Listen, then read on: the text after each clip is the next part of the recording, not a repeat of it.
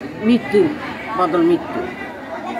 প্রিয় দর্শক, আমরা আছি লক্ষ্মীপুর জেলা রামগঞ্জ উপজেলা পৌরসভার ২ নং বাসঘর ওয়ার্ডে। কি বাড়ি এটা? যেটি আহমদ আলী হাজি বাড়িতে যাকে মারছে ওনার নাম কি?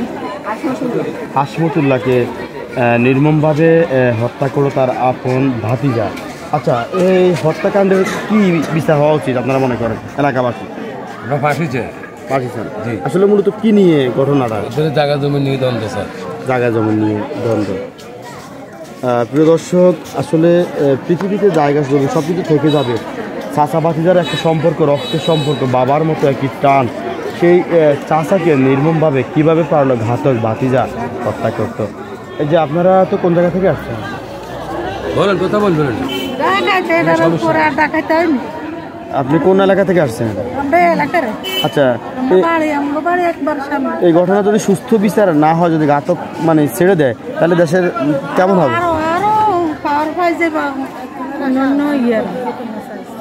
আসলে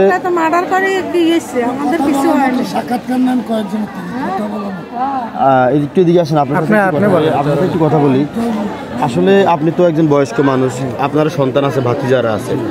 এইভাবে যদি হত্যাকাণ্ডের বিচার হয়, তাহলে মৃত্যুর পরিবর্তে মৃত্যু দিলে কেমন হবে আপনার কাছে? এই যে আপনাদের রামগঞ্জে অনেকগুলো হত্যাকাণ্ড ঘটে গেল কয়দিন, এটা নিয়ে কি বলতে চাচ্ছেন?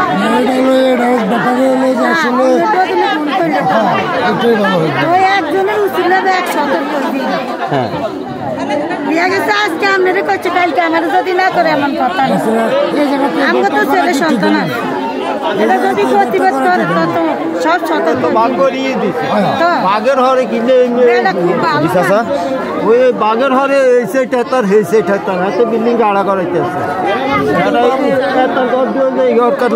ওনাদের জায়গা সম্পদ ভাগ করে দেওয়া হয়েছে,